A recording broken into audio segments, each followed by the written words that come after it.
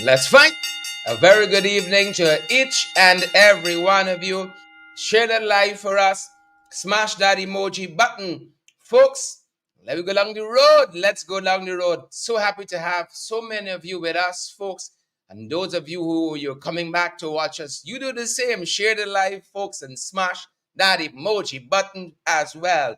Great to have each and every one of you. We got quite a program tonight, folks. We're dotting our I's and crossing our T's at our end. So glad and privileged that you guys have chosen to join us for the next 45 minutes or so. Good to have each and every one of you on the live, folks. Already the comments are coming in on the live. Grateful to have each and every one of you. We're making sure we're on all the pages that you guys expect us to be on. And you can do your part too, as I said. Share that live and smash that emoji button. Let us know if you're hearing us loud and clear, folks, because that's how we want to be heard. Terrence Lewis, June Griffith. Good to have you guys on, fired up and ready to go. Fired up and ready to go. Colin, good to see you there. Colin, Michael, Stewart. I see Stewart Tribe is here. Andrea Thornton is here too. Good to have you, Andrea. Diane Fordyce is here. Debbie Apple, Fred Mason. Good to see Cheryl Ann Haywood. Lynette Cox is here too. Good to have you, Lynette. And of course, you early. John Jones is here too. Good to have John and Lyndon Gill, Donna Crowder. Anne-Marie Selby is here. Good to have you, Anne. Bantu King here as well. Donna George. Tanakni Leach is here. Joyce Simpson and Cheryl Ann Haywood. Alexis Charmley Richmond is here too. Pinky Kerr, we see you there. Urban Doncook, Alistair Gill, Rawl, welcome. Good to have each and every one of you. Arundella Biram, we see you too on the live tonight, folks. We're fired up and we're ready to go. So privileged that each and every one of you could be joining us this evening. So very privileged. We're going to give you guys a second or so. Share the live, smash that emoji button. First, we're going to take you through some of the paces of some of the things we saw happen today within the last 72 hours. 200 plus of you already on the live, folks. We are privileged. Nothing short of privilege to be here with you, folks. And not only to be here with you, that you guys keep turning up. Arundella, Biram, Tishan Harry, Wayne Brown, Myrna Stobie, Barbara, Vesta Hardy, Rajkumar. That's you folks, you good folks, beautiful folks. Keep turning up. When we count to blessings, we count you guys several times over. Helen Collins, Shahadio Das, we see you there. Says, watching from Queens, New York. Good night to you as well. And all the other folks who are joining us from at home here in Guyana, where we're broadcasting live from.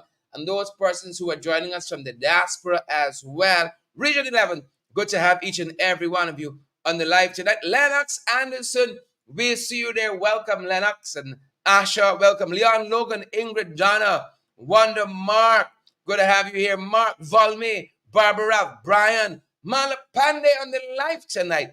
Good to have you, Mala from Carmichael Street, Joanne Stewart and Sheena, Edward, Samantha Tasha is here as well. Beatrice Selby on the live tonight. Volme, Donna, Wernella Garnett. Good to see you, Wernella, on the live. Leon and Marcia, Debbie, and all you other beautiful folks who are joining us. Pace and power. You all know we are fired up. Good folks, and we are ready to go. And we hope that you guys are ready as well. We hope that you wonderful, beautiful folks, you all are ready too. We don't want to leave you all out of nothing. Out of nothing at all. Folks, you all know our program. You know where we're going next. We got the opener set. We got the opener set for you wonderful folks. And it's in two parts tonight. We give you guys a little cherry on the cake. It's in two parts this evening. Yep. I'll tell you this. You know, the Minister of Housing, he's been saying that he never said that the folks there at Mocha Arcadia, Caneview Mocha Arcadia to be precise, were in the way of the road. That's what the man said. He never said it. Never said it. Never said it. Yeah. So let's start there. Let's start with whether he said that or not. And then the PNCR has a thing or two to say about that and the double standards in housing allocation, land allocation in that area now that the folks there at Caneview Mocha have been forcefully, brutally removed by the People's Progressive Party Civic. You know the whole thing. You all know the whole thing on that front. Listen to what Colin said in the National Assembly a few short months ago. Colin Crowell, Minister of Housing and Water. Take a look, folks. Take a listen. Mr. Speaker, our 2020 to 2025 manifesto sets out in no uncertain terms that one of our primary goals in these 5 years is the modernization of Guyana, especially in terms of its physical infrastructure and transport system. Investments in these areas will help to ease the traffic congestion on the main thoroughfares, as well as establish more social service facilities like hospitals, etc. I am very proud that within this very short period, we have accomplished so many highways. Investments like these do not happen in a vacuum. We have to identify and clear the paths and design developments, such as for commercial and residential housing around them. Like other big, bold investments, these are challenges. One of those is the matter of squatting. The Ministry of Housing has sought to ensure that wherever there are irregular settlements, particularly those in the path of roads or housing areas, that we pursue amicable solutions. Our approach is not piecemeal. We have devised a workable strategy to make the regularization of squatter settlements less combative. Yep, he said it or he didn't say it? He said it or he didn't say it? In the part of roads, amicable solution is bulldozing people's homes. With them inside. With them inside. That's the amicable solution. The Honorable Colin Crowell is speaking about those amicable solutions, bulldozing the homes of those folks there at Caneview, Mocha, Arcadia. Well, leader of the opposition, leader of the PNCR, Mr. Aubrey Norton says, folks, double standards. It is nothing but double standards. Do you open up, folks? The second part. Take a look, take a listen. The government through Minister Colin Crowell is denying that it ever said that the people at Caneview, Mocha, Arcadia were in the part of the newly constructed Heroes Highway. He repeated this statement in the National Assembly. Since then, both Kwame McCoy and Attorney General Anil Nandlal have repeated that the people were in the path of the road. On Friday, Opposition Leader Aubrey Norton confirmed what Crowell said. Colin Crowell made that claim when the issue occurred. The claim was that they were in the path of the road. The road is completed and we point out that they are not in the path of the road. And then I further proceeded to point out that right opposite where they're claiming that people were in the path of the road, right opposite, much closer to the road, they are giving out land. He said that he established the fact that the contention that the government saw the road shoulders as a buffer zone. However, the government was allocating lands in the buffer zone. So they can, I don't worry with Kwame. Kwame has to do what he's doing. But the facts will show that they put people in the same path with those lands, having claimed in the first instance they were in the path, and secondly, that they needed a buffer zone. Norton said that all along the buffer zone, lands have been allocated. So those people are closer to the road than the people of Mocha were. In fact, in the case of the people of Mocha, there was a trench or a drain, call it whatever you want, between the land and the road. The lands that they give out now, there are no trenches. They are extremely close to the road. He said that the facts can't be changed. And Colin Crowell, Anil Nandlal, or Kwame cannot change the facts. Those are the facts. He has already promised that should his party exceed the government, he would revoke allocated lands to the people along the roadway.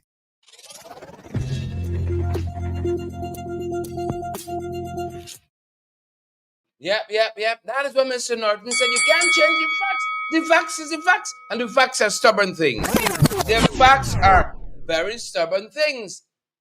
So they kept saying all the time, brothers and sisters, and the folks there at Caneview Mocha, they were in the path of the road.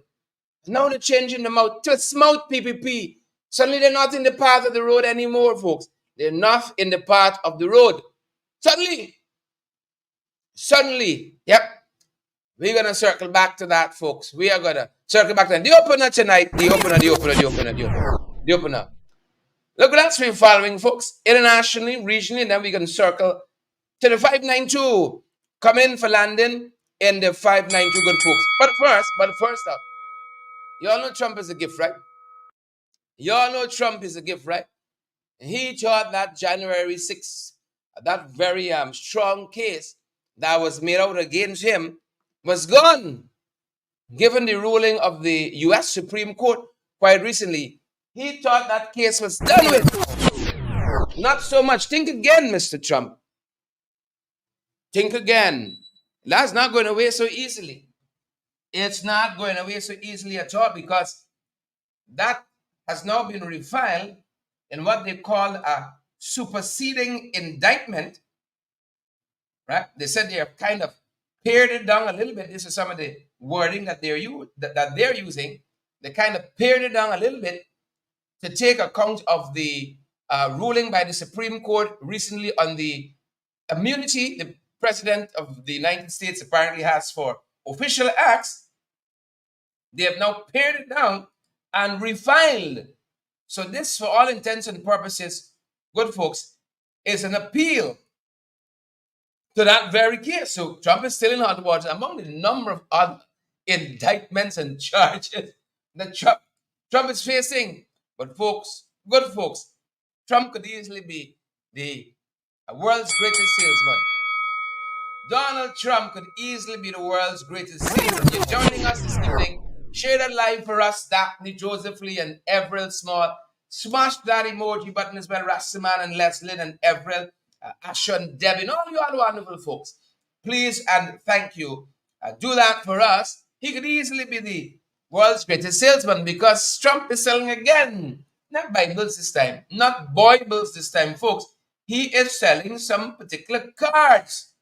And if you purchase one of these cards for close to $100 if you purchase 15, at least 15 of them, you all remember that suit that he wore to the last debate with Joe Biden? You remember that? Well, he is cutting up that suit and selling it with these digital trading cards. Cutting up that suit. Trump calls it the knockout suit. He calls it the knockout suit. And if you got $99 each and you purchase 15 or more of these cards, 15 at the cost of $1,485 $300,000 Ghana dollars, you purchase these cards. Right? He said he will send you a piece of this cut up knockout suit. A piece of it. Right? Not only that, hold on. I got more things coming, more goodies for you. Nice time. He said that he will be randomly autographing 5 of these pieces of cut up suits, the knockout suit, and they're dubbing them as a true collector's item. Yeah. Hear what he says next. He says this is something to give your family, your kids, your grandchildren. Trump suit from the presidential debate against Joe Biden. A piece of the knockout suit. And you're even more lucky and blessed if you get one with his autograph on it. So he even selling Bibles this time, folks. No. Get a piece of the real deal. You know, the hem of his garments. That was where you could get nowadays. Easily, folks. The world's greatest salesman. He's a gift, folks. He's a gift. Look what we're following next. Trying to turn here. A tire exploded at a Delta maintenance area, right? And this is at a facility in Atlanta, killing 2 persons, injuring a third. Yeah, believe it or not, this occurred at the Hartsfield-Jackson Atlanta International Airport, and it's been confirmed thus far by multiple sources. The maintenance area at the Hartsfield-Jackson, I'm trying to catch my breath here, the Hartsfield-Jackson Atlanta International Airport. And again, 2 persons lost their life. You know, a simple exercise like this could be fraught with peril. Like we showed you just last evening, that woman in her kitchen not attaching her gas cylinder correctly had a leak there. The whole shop blew up. This happened now. Hartsfield-Jackson International Airport there in Atlanta. This tire blew up. They said that the tire was being worked on inside of a shop. It exploded, of course, killing a Delta employee and a contractor. The victims have not been identified, and this second employee who suffered major injury has not been identified either, and the condition of the person, the physical condition of the person, has not been released. Yep, but we're watching that, folks. Details also as to what led up to this explosion of the tire has not been released either. So there you have it, folks. There you have it. Some dangerous jobs. You wouldn't think change. You remember a couple years ago, 1 or 2 years ago, there was a gentleman, a young man in Linden at a vulcanizing shop changing a tire too. Lost his life. The tire blew up. Folks, health and safety, number one. Health and safety is number one. The moment you slip, life gone with you. A death. Thoughts and prayers with his family. 2 dead, 1 injured. Tire blew up. Blew up there. Hartsfield-Jackson, Atlanta International Airport there. Yep. Look, somewhat we're following around the region, folks. Something happening. Something happening in the region politically. We're not making this stuff up. Like a little Trump flu with the Sahara that's making its way back in the Caribbean. Some strange movements. You think we're going to be sharing that? You think people here say weird stuff? Panty line and so? Well, we got competition in the region, folks. We got some competition in the region. I think we go to St. Lucia. It's where we stand. Yeah. The former United Workers' Party leader, Stephen King, there in St. Lucia, crossed the aisle. And those folks who join us from Lucia, you all know what we're talking about. He has crossed the aisle. Well, folks, as in the nature of politics, the principles judging Stephen right now. If you jump off a building, let's take that analogy. You jump off a building, it's not God judging you. Huh? No. It's the principle of gravity. pulling you down to earth. That's what judging Stephen right now. The folks in St. Lucia have called the former political leader of this United Workers' Party, Stephen King. They've dubbed him a snake. Sounds familiar. They've dubbed him a traitor and a king cobra for joining the ruling St. Lucia Party, the St. Lucia Labour Party, the SLP, St. Lucia Labour Party.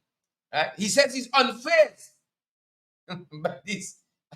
by these names he's being called. He is unfazed, folks. Unfazed. Yeah. The man who's unfazed from being called a snake and a traitor and a king cobra. He has decided now to contest the general elections as an independent. He has chosen blue as his political color and declared himself a patriot. He has declared himself a patriot according to the account that we have. Here the fella said, Stephen King, he said if it takes a snake to save this country, I am proud to be a snake. But what I do know is that I've declared myself very early. Yep, you're running. If it takes a snake to save the country, he says he's a snake then. Former leader of the United Workers' Party crossed the floor to join the St. Lucia Labour Party. Now he says he is contesting as an independent. Yep. Unstable like water. He went on to say that I can no longer continue what no longer portrays the spirit and philosophy and the intentions of the United Workers' Party. That's what he said. He has been appointed as a cabinet member in the Labour in the Labour Party under current Prime Minister Philip Pierre, and he says, of course, again, he is contesting as an independent. He left his former party due to disillusionment and disillusionment with its shifts in morals and values. Yeah, we call people around this side like that charandasses. Simple name.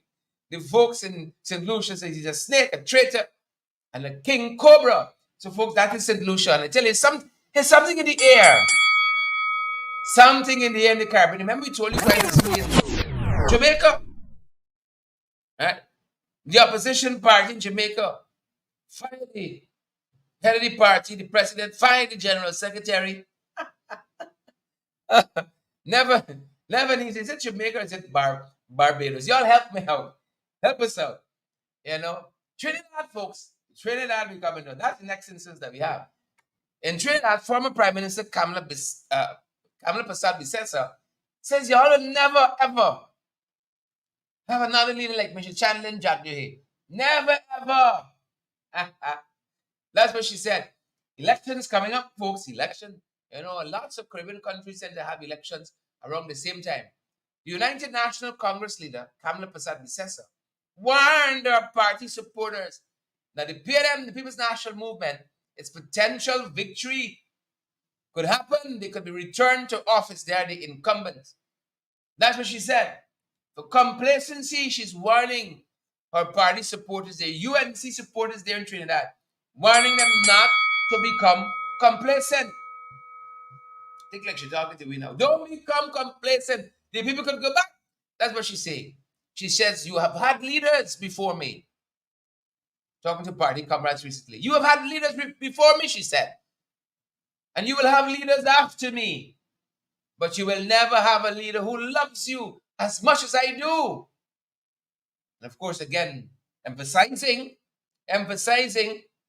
underlining in bold red, do not become complacent and allow the PNM to win. That's what she told party committee. Don't allow the PNM to win. Yep. Something in the air. You'd never have another leader like me, she said. Tooting our own horn there. Sometimes you got to toot your own horn, you know. Sometimes you got to toot your own horn. Look what's happening with our westerly neighbor, Venezuela. Yeah. The opposition maintaining that they have won the election there in Venezuela. That was July 28th. But 67% of the vote, 6 to 7, they've posted that as well on their website.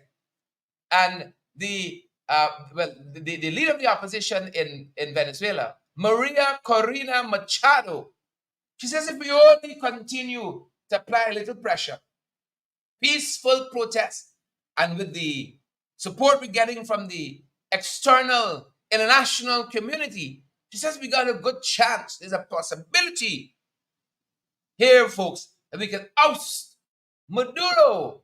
That's what she said. Yep. Encouraging peaceful protests.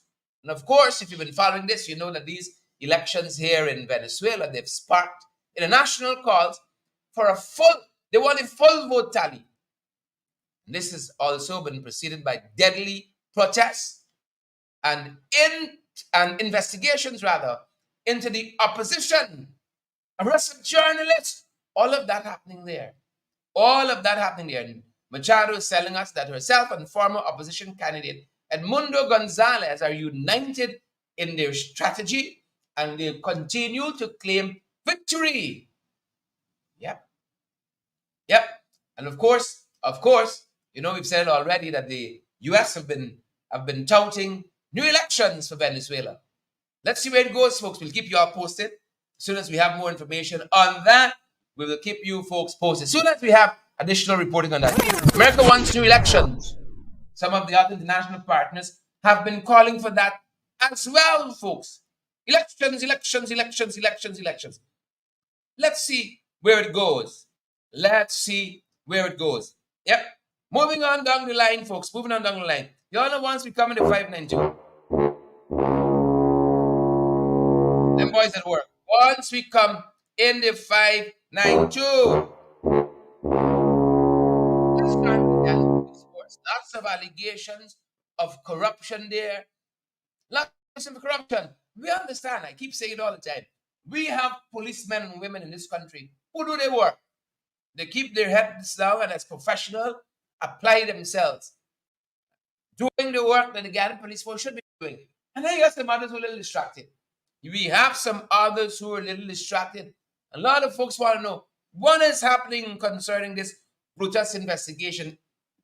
Are there special privileges that are being afforded to Assistant Commissioner of Police Calvin Brutus because he holds such a senior position? We were made to understand, we showed you this last evening, where he was apparently scheduled to be interviewed by Soku, who Jaguar told us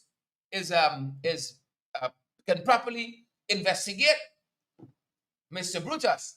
But that Mr. Brutus is contending now that they have no such authority, they have no such power. That is what Mr. Brutus is contending. Yeah. Are there special favors that's being given to Mr. Brutus? Are there special favors? That's what some folks are asking. I think we may have gotten the notation on this one wrong, but the content is still relevant. Take a look, folks, and take a listen. We apologize. Assistant Police Commissioner Calvin Brutus is on leave pending investigation into a number of criminal charges. These charges stem from alleged financial irregularities, not least among them money laundering.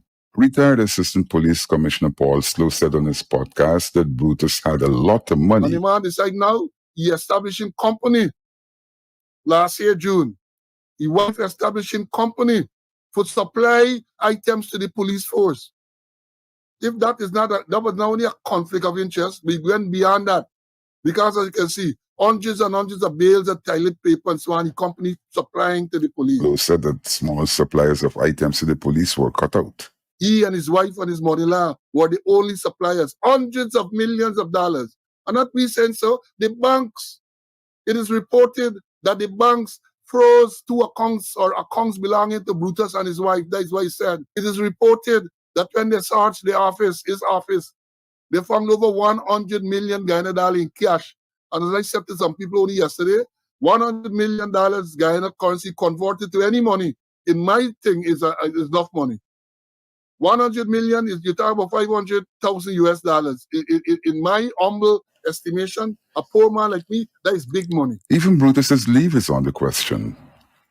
Slow said that a senior officer is entitled to 42 days a year. Brutus has exceeded 40 days. And in his case, I understand, he and others' case, they were paid in lieu of leave. So he get enough leave, several tours that he did not take. He was paid for that. So then, he didn't leave. So we're waiting to see when this leave. Because up to now, they have not said how many days he's on, He recalled the case of a senior officer who was found to be smuggling whiskey. After a trial, the officer was dismissed. The view is that Brutus should be on administrative leave. Retired Assistant Commissioner Clinton Conway said that the public needs to know the nature of Brutus's leave. What leave is he on? Is he on annualized vacation leave? Is he on what kind of leave he's on? We need to know. There shouldn't be any secret there, so that the investigation can continue. Yep. Is he getting special treatment, folks? It's Calvin Brutus, senior policeman, Assistant Commissioner of Police. Is he getting special treatment? A lot of you are already saying yes.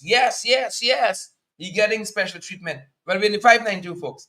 We're in the 592. Pace and power. Not all of us. Lots of our young people we know. They're long enough to experience longevity. So when you see people who do that, you got to salute them. Folks. We say respect and manners to this individual, this young lady from a place called Mocha. Yep, we salute her. Lilian Elliot turned 115. 115. Think you can live to see that? You think you can live to see that? Huh? July 31st, she turned 115, and the Ministry of Human Services and Social Security, they've been fetching her. Should you all be so lucky? Should I be so lucky? See her? Ministry said she was born in the year 1909. We went in 1909. Don, Romel, Lou, Patricia, Desiree. 1909. She lives at Mocha Lake in Region 2. Listen to this. And listen to this. Lilian has 11 children, 120 known grandchildren, 80 great-grands. That's Lilian Elliot is a whole village, an institution by herself. Listen to this part here. Hold up now, hold up. Bring it back a little bit for me. Bring it back, folks. Bring it back a little bit. This might be the contributing factor to Lilian's good looks and her longevity. Can you imagine the things Lilian has seen in 115 years? This single factor might be what is responsible for Lilian's longevity. She says she lost her husband at 45. 45 years old. That's a long time ago. And she never remarried. Lilian said she'd never remarried, folks. July 31st, Lilian turned 115. She'd never remarried. Never. And that might be responsible. We want to say pace and power to Lilian Elliot, 115 years old. Yeah. Keep on keeping on. I'm sure not 115. On top of that. Don't come wrong with funny. Lost her husband at 45 years old. Never remarried again. You see, because some y'all's problems. Kevin Cook, Heather Rowe. Even Lamin, all the other folks. Congrats to Lilian. Big day. This will take a turn now. We're going to take a turn. People in this country, high and low, near and far, crying out for justice. Justice. We told you all of this. Horrific story. Cooking. Gone wrong. 2 wives. Into somebody, orchard. Picking fruits. Climbing the fence. They didn't know the fence was electrocuted. They didn't know. One young man was left on that fence. We being made to understand that the person or persons involved offering the mother $6 million to settle the matter. Offering $6 million, but like Genevieve Whitehead, Whitened, she said, she ain't bowing, folks. Mother says she is not bowing. She wants justice for her son. That's what she said. She wants justice. 22-year-old Hakim John was a young man who lost his life while scaling a fence during this fruit picking raid. His mother offered $6 million. Sharon Jones. She said, no way. What I want is justice. 6 months ago, that occurred. She's still searching for justice. But she ain't bowing, folks. You can't buy everybody for a box of coke-up on 5,000. You can't do it. She said this was the day offer by the family of the suspect, a 59-year-old farmer, in an attempt to settle the matter. Jones said she has rejected that offer. Her son was found on February 26th among a pile of burnt debris in an empty lot next to the farmer's property. He was on the fence, got electrocuted and died, and the farmer burnt his body. This happened, they said, at Cone Shop Street, LaGrange, West Back, Demerara. We ever find who killed the Henry boys? We ever find them? The intellectual artists? We ever find them? Sharon Jones says she's not bowing. I want justice for my boy, Hakim John. Justice. Folks, don't bow. Don't take a box of cook up on 5,000 and damn your soul in hell. Don't do it. Be like Sharon Jones. Don't bow. Don't bow. Don't be like some of them boys. Can't even spend 5 minutes in opposition. You're going bowing down, putting on mad on people. Justice for Jeremiah Gustave. We told you about this young man got shot in his head. Men in Charleston were firing on each other indiscriminately, recklessly. This young man was at a stand with his mother. Mother, an entrepreneur, selling her food there in Charleston. Shot in his head. He's still battling for his life at the Georgetown Public Hospital Corporation. 6-year-old Jeremiah Gossip. July 9th, day he was shot and hospitalized. His mother, Keisha Gustave, reports that he's unable to recognize her and is only allowed to use strained liquids through a tube inserted in his stomach. And people go, want to settle there, you know. So, let me settle Keisha for 6 million. Let me settle. Wicked. Justice for Jeremiah and his mom and his family. Justice for them. Justice. One Marlon Christopher Wilberg, called Mice Man. He's been charged with the attempted murder of Gustave. He was arrested on July 29th. Also, one Odell Garnett, called Crab. He was also charged on August 2nd in relation to this incident. Family want justice. Justice. Young Gustave was just sitting with his mother in front of where she sells her food, in front of premises. And these guys just shooting indiscriminately. It's wild west of a country that we have. Justice. Justice. You all pray for this young man. Please, you're a person of faith. Remember him, Jeremiah. Remember Jeremiah Gustave. Remember him in your prayers tonight. Before you sleep, remember him. We want him to be able to do like these young people. You know? What young people should be doing, not battling for their life in some hospital bed. Respect and manners to these young folks out there applying themselves. They're killing each other. Right? They're contending, perhaps. Doing so well. Just do it. It's now a Nike says, just do it. Don't make excuses. 16-year-old Adriana Isabel Tikaram, she used to be a procrastinator. Then she had to pull up her socks.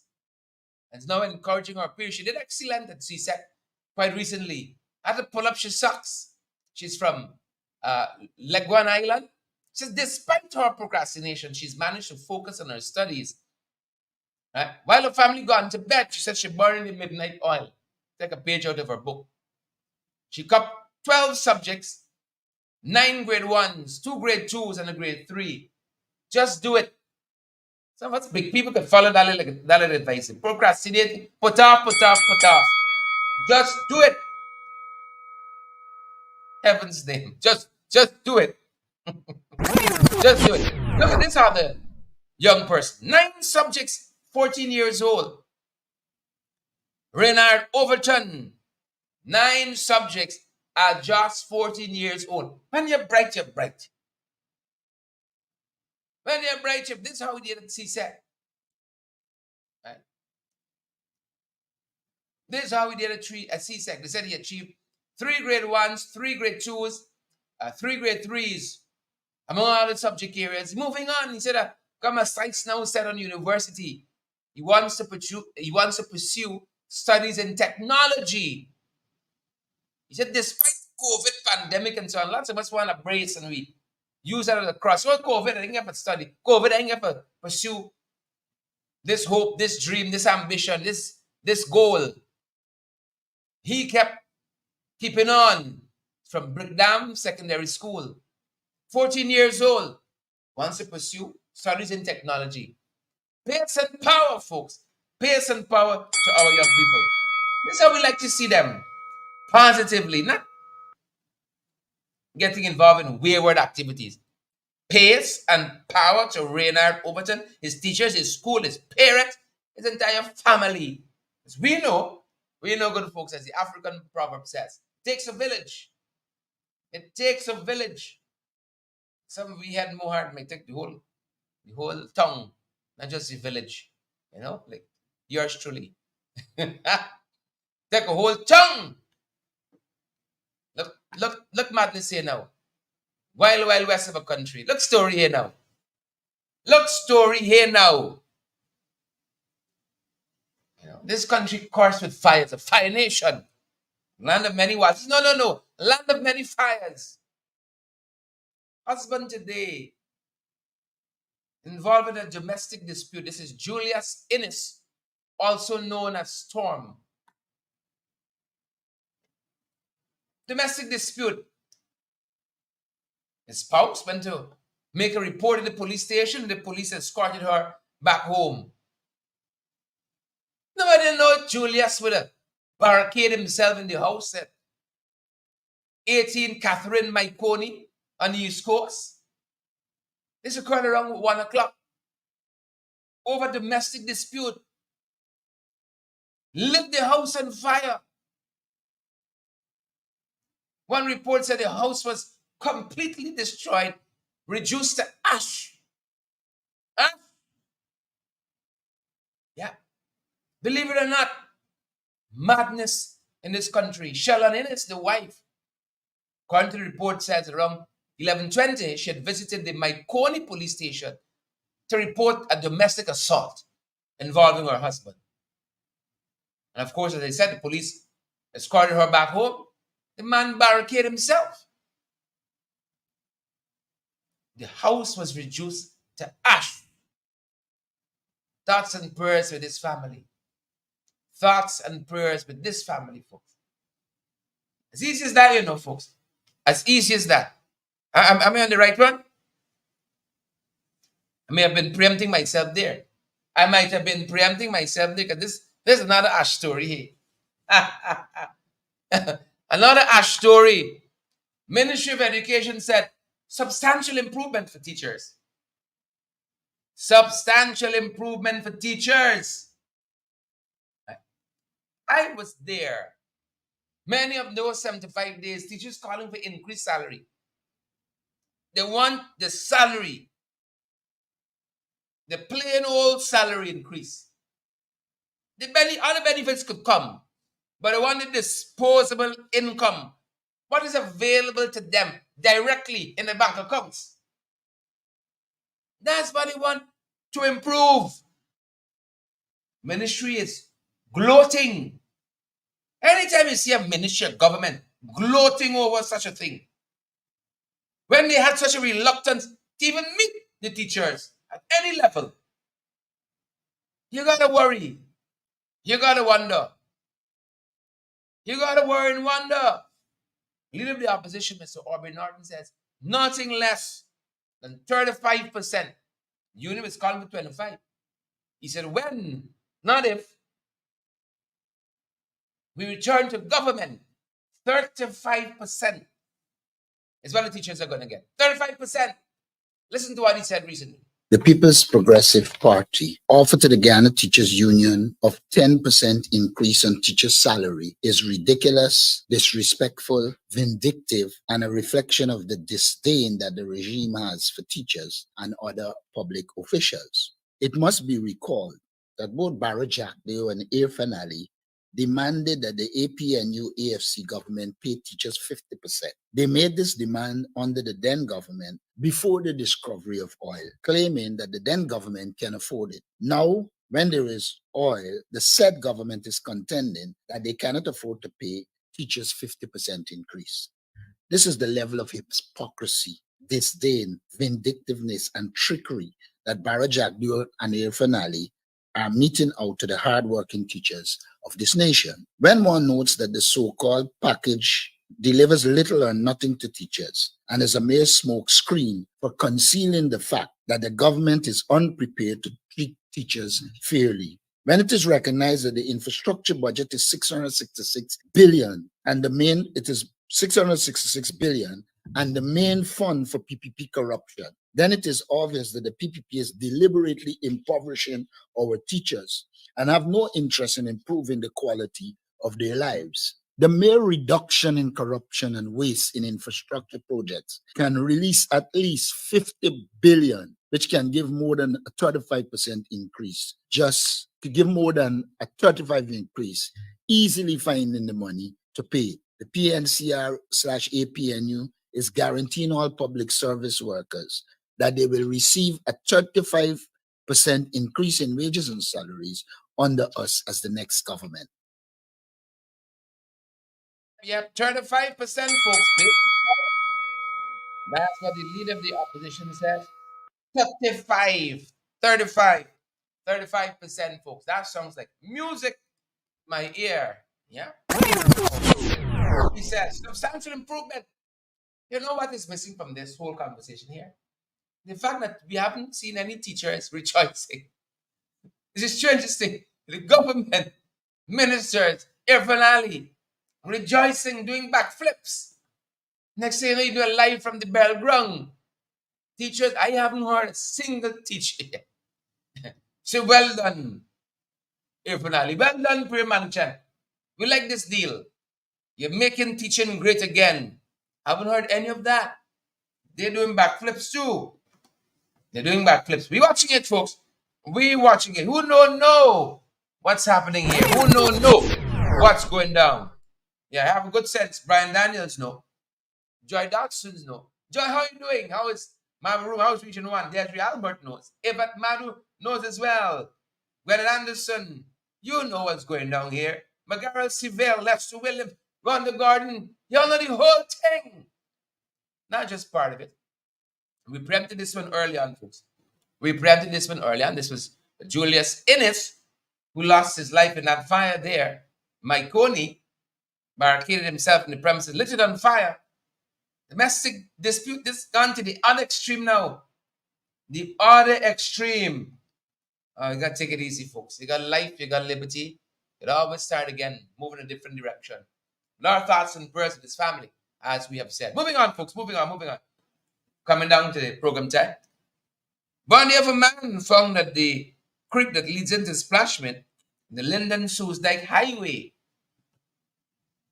An investigation there is ongoing. Don't know how he ended up there. There was an excursion. He was among people. He went missing. Don't know any of that at this hour. Suffice that his body was fished out of that creek outside of the Splashman's resort. Y'all have never gone to Splashman? Something about among the deaths you've had there. Never gone to Splashman's.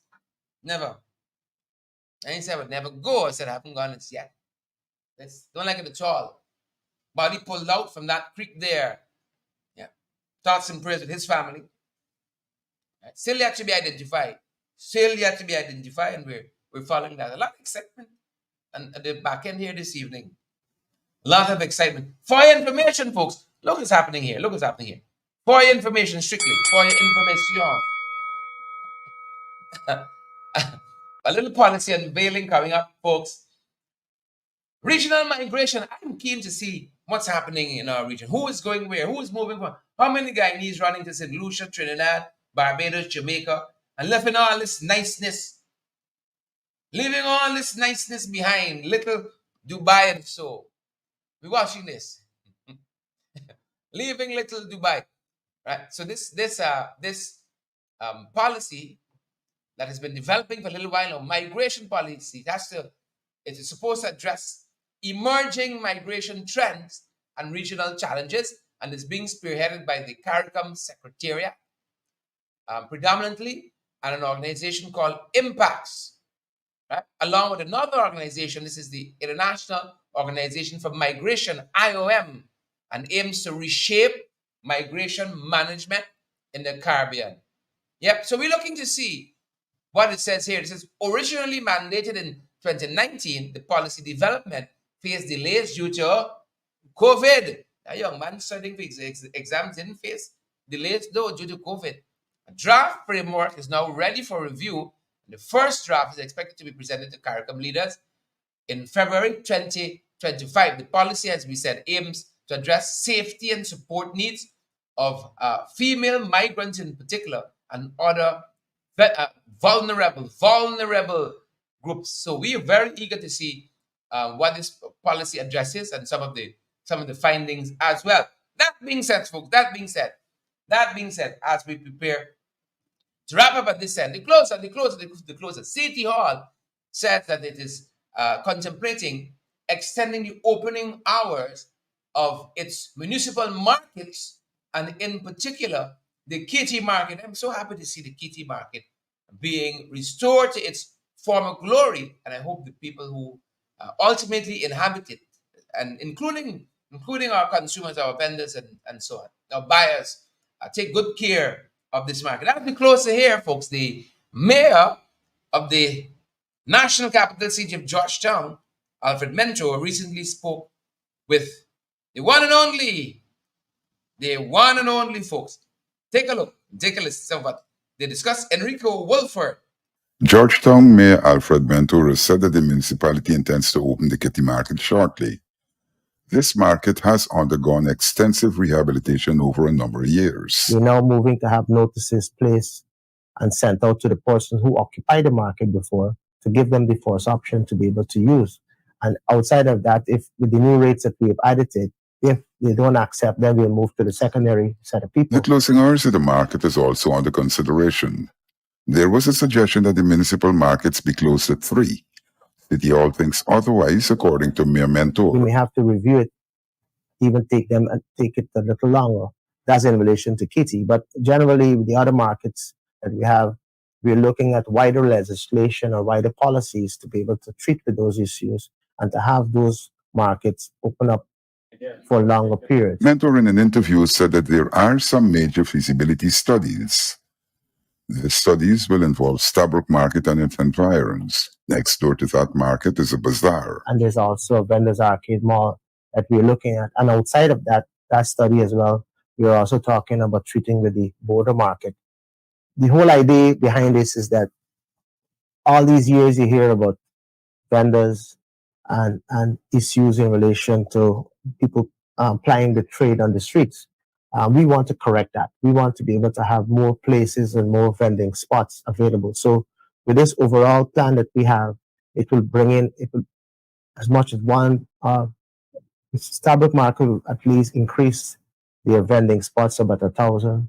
The vendors arcade mall will probably bring in another 6 to 1,000. And border market itself would bring in a whole lot, maybe another 1,050. City Hall has long been cash-strapped. Efforts to raise funding outside the taxes have been foiled by the government. Even attempts to raise taxes have been blocked by the government. The present budget is just below $3 billion. So I would strongly believe anyway, $7 to $10 billion would be more than adequate for us to be able to treat with a number of issues. But it's not like it can be done if persons who have taxes outstanding for us pay us our taxes, and that those taxes are not only citizens, so to speak, or businesses. Government themselves have significant outstanding indebtedness. Mentor said that the rates and taxes provide almost $2 billion, and there are errant taxpayers. We've had situations where we've worked with persons through special circumstances to address how they could honor their rates and taxes. We've worked through various amnesty programs that we've had over the years to be able to find resolutions to have those persons address their issues. We are now at a point where we're looking at the, in relation to one of the laws or the act itself, it speaks of statute limitation as to what we'll be able to do in relation to how far back we should go. The Finance Committee is working with the Guyana Post Office to send out demand notices. He said that City Hall isn't in a position like Guyana Power and Light where it could just disconnect defaulters.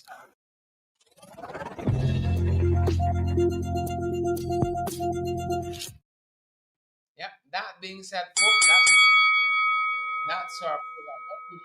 City Hall in terms of that initiative implementing. I think it's a good thing. It's a good thing. Some people come off of work late, want to get to the market, but it's already closed, and more money for the vendors, more time for the shoppers. It can only redound to the benefit of the city. That being said, folks, that's going to do it for us. That's our time, folks. Have a fantastic rest of the evening. Wherever you're heading off to another program, you're heading off to work, you're heading home from work, or you're in between somewhere. Lester Williams, Vanilla Garner, Joylyn Cook, Auntie Sandra Hanover on the live tonight. Good to have you. Good to have Joylyn and Gail Ali Cook. Good to have Leslie Hamilton here too. Lucille Kendall is here, and Brian Daniels. Ray Andrews and Rastaman, Lester Thumb. We see you there to have a fantastic rest of the evening, folks. That's our time. And that's our program. You all stay safe. Look out for each other.